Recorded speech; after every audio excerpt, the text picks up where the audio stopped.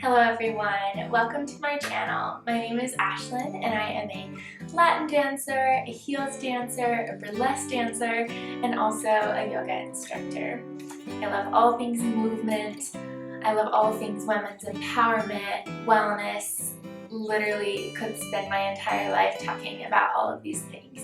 And today I wanted to talk to you guys a little bit about my journey from ballroom to burlesque, as well as commercial heels dancing, why I made the move, the pros and cons of each industry, and just to give you some background on my dance history, as well as if you're transitioning into one of these industries yourself and you're looking for a little more information. To give you a little background on my ballroom history, I started ballroom dancing when I was 16 years old, and I fell in love with everything about it, from the music to the costumes. It was right around the time when Dancing with the Stars was starting to get really popular, and I had competed in sports my entire life, and I just realized that I was going to quit everything that I'd been working for in the volleyball, basketball realms, and I was going to transition into being a ballroom dancer. So I did, and I absolutely fell in love with it. I wanted nothing else other than to be a professional Latin dancer. And so I worked until I was 23 on that dream, which was about a year ago. And there were so many wonderful things about that industry.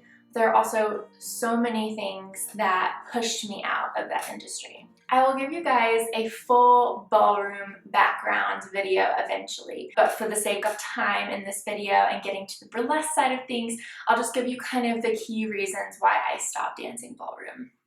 So the main thing that pushed me out of the ballroom industry was the relationship between the male and the female partnership. I had always competed mostly in pro-am, which means that you were dancing with a professional and you're training with them and they compete with you. However, you're the only one that's judged. Most of the time in places such as Utah or New York or California, it's an amateur partnership, so you're both on the same level, or it's a professional partnership, also on the same level. For mine, I was dancing with a superior. There's this power struggle when there is your superior professional coach and you're paying him, and either you're younger or you're an amateur and you're wanting to get to this really good level and you feel like you have to do anything possible to get to that level. In my case, it was feeling pressured to be either physical, intimate, in relationship with my professional coach or my dance partner. And I didn't realize it at the time. I was 16 being taken advantage of, a 30-year-old instructor. And for me, I was attracted to him. I was dancing with him. He was a great dancer. And I just didn't realize the situation that was happening. And that was not the only time that that happened. I also was in a very emotionally abusive relationship with one of my partner's business partners, dance relationship. It was kind of muddled. However, the situation was also taken advantage of when you are working with a dancer or you are dancing with someone and the power struggle is like the man is up here and the woman is down here. It's always going to be negative. And I feel like that's such a big problem in the ballroom industry, is the power struggle, with the man always feeling like he's the superior and the woman just kind of has to follow his lead. So that's exactly what happened. I got into a lot of really bad situations because of this, and heartbreaking situations, terrifying situations I would never wish upon anyone. So I feel like that was really the key factor that pushed me out of the ballroom industry. I didn't want to rely on another person to make me successful. I didn't want to do things that were out of my moral code, my character. I didn't want to turn into someone that I wasn't just to get ahead in the ballroom industry. And so ultimately, that was one of the biggest reasons why I left. Like I said before, I will get more in depth on each of these topics because there's so much I could say about the subject, because it kills me that something I loved so much, like ballroom, that I could no longer do because of the way that I was treated and the expectations that come with that. It's a really sad thing because ballroom can be such a magical form of dance. It is. I mean, I love watching it, I miss it, but it's not worth what I had to go through to get there. The second thing about ballroom that's a really hard thing is the financial side of it. I personally feel like ballroom is the most expensive style of dance, from the costumes that are thousands and thousands of dollars, from the competitions that are also thousands of dollars, from traveling all over the world. I remember talking to one of my friends that was a competitive dancer just in general. I'm so sorry, my chair is squeaking. It's awful, I'm really sorry. She is a competitive dancer, tap, jazz, ballet, that whole scene, and she was absolutely shocked when I told her the amount of money that I spent on competitions. The couple dresses that I borrowed were like $20,000 dresses. When I competed Pro-Am, you not only have to pay your coach to dance with you, and you have to pay for all of his expenses, but then you have to pay your competition expenses on top of that. And my family had always struggled with finances, and it was a really, really hard thing for them because they could not support me in the way that I felt like I needed to be supported. And looking back now, you know, I wish I wouldn't have acted the way that I did towards it, but I wanted something so badly and it just felt so out of reach. I financially couldn't come up with the money on my own, and you know, I had an amazing grandmother that would help me out sometimes, but I always felt like I couldn't get ahead because the competitions were so expensive, the costumes were so expensive, and then the private lessons would range anywhere from, for 1 hour, $100 to $250 an hour. And so I was getting maybe 1 hour of training a week, and I wanted to be in the studio more than that. I wanted to be dancing more than that. And with ballroom, if you're working on a partnership, you know, the partnership is key. You can practice on your own as much as you want, but when you get with a partner, it's completely different. And so I just always felt behind. After the financial side of things, the last thing that actually pushed me out of the industry was an injury that I had. So I've always had a chronic back issue, my lower back, that has been a struggle ever since I was about 18 years old. And I always would, you know, push through that and cause even more damage. I mean, I wanted it so badly, I was willing to do anything. And then when I moved to Utah last year specifically, again, to find a partner, about a month after I found an amateur partner, both of my knees started having severe, severe pain. I could barely walk. Things that seemed so simple before were like excruciating pain. I didn't understand what was going on, so I went to the doctor and they told me that I had been hyperextending my knees. In Latin dance, it has a very straight leg, and I was hyperextending, jamming my knees straight for about 8 years, and I completely destroyed my knees. So the options were basically don't walk when you're like 40, or stop dancing Latin competitively.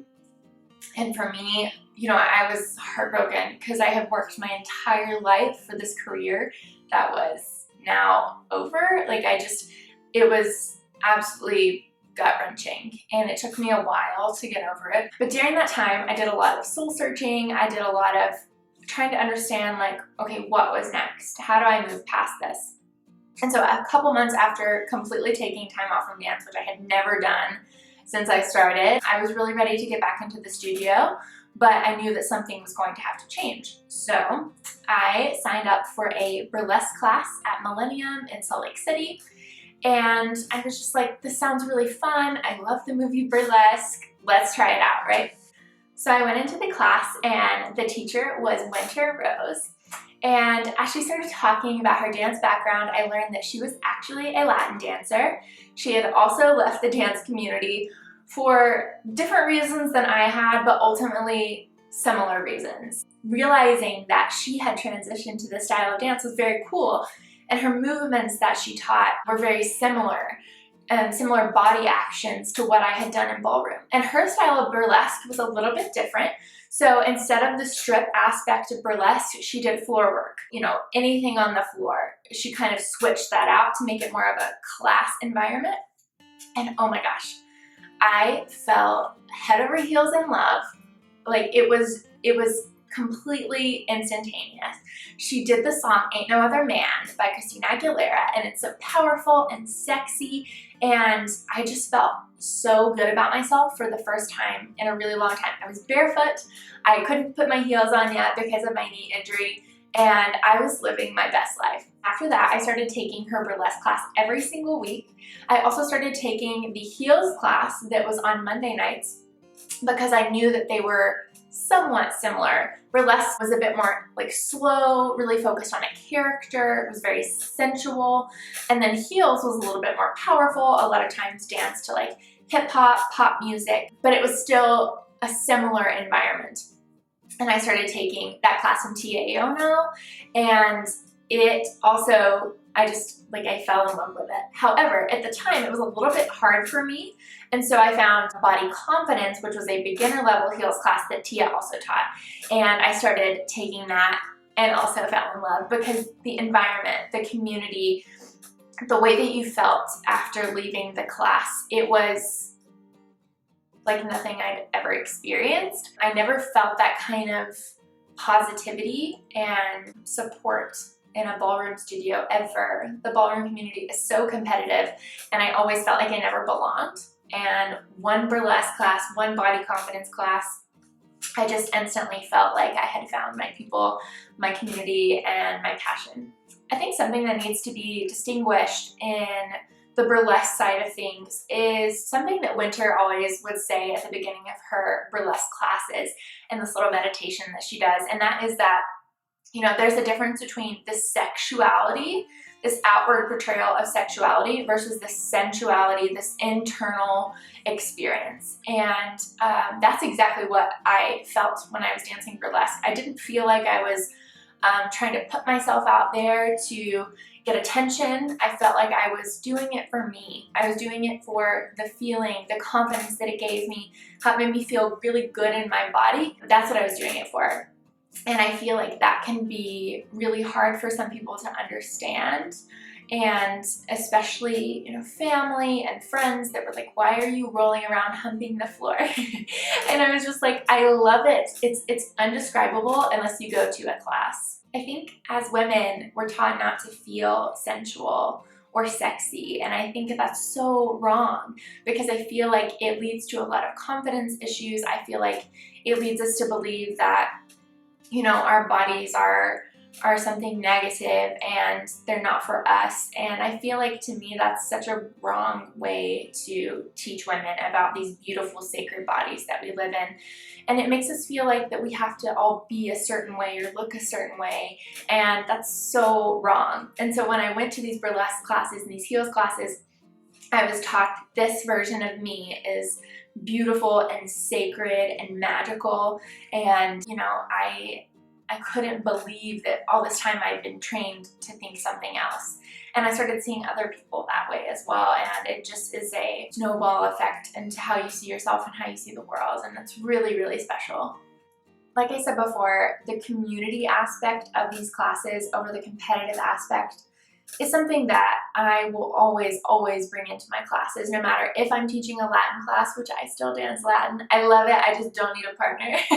Or if I'm teaching a burlesque class or even a yoga class. Like, we're all here having this similar experience. There's no reason to judge other people or try to feel like you need to be better than the person next to you. That's such a false way of thinking that we've just been like pounded to believe our entire lives, and it's not necessary. We can be amazing, and the person next to us can still be amazing, and I just love that so much about these other styles of dance. I feel like that what I want you to get from this video, other than just kind of a brief background of, you know, my dance transition and what you guys will be seeing on my channel, is that in the dance industry, you can pave your own way. I was told so many times that this is the way and this is what you have to do to get there, no matter who you hurt, no matter who you turn into, like, this is what you have to do. And that's such a lie. It's such a lie, because I was miserable doing it that way. And when I finally realized that I can do whatever I want, I can combine as many styles of dance that I want. There's no rule to art. It's like a freeing experience that comes from within us. And so that is why I want you guys to know that in the dance industry, if you feel like something's off for you, if you feel like something's not working, change it. Do whatever you want. You can. People may tell you that it's wrong or tell you that you're not good enough, but if there's something that you want to do or something that you want to change, do it. Try something new. Take a burlesque class. Take a dance hall class. I love dance hall. It's so freeing. The movements are beautiful. It's very sexual. I love everything about it, and if I wouldn't have taken the risk to try that class, I would have never discovered this new love of mine, which is dance hall and burlesque and heels and all of these beautiful styles of dance. So I hope you guys find that courage to do that, because you deserve it. You deserve to be happy and creative in whatever art form that you choose. I feel like the moment that we stop caring about what other people think is the moment that we truly become an artist, and that we create from within, we create from the loves and the passions and the experiences that we have. I'm so glad that you guys have been enjoying my dance tutorials. I didn't even realize that my old terrible quality Latin video had done so well, and I'm really excited to be creating more content for you guys. Latin tutorials, heels tutorials, burlesque tutorials, some yoga in there. I'm just so excited to be sharing my passion with you guys. And now that we're all at home during this, lockdown, quarantine time, I really hope that dance can bring you some joy, some relief, and if you're not getting to go to the studio, that these can be helpful for you. So stay tuned for more videos and dance tutorials coming soon. I'm so grateful that you guys have decided to come to my channel. Please subscribe, please click the like button below, and also turn your notifications on, just so that way you don't miss any new videos I will be posting soon. Thank you guys so much for watching. I hope you have a wonderful day, and I will catch you in the next video.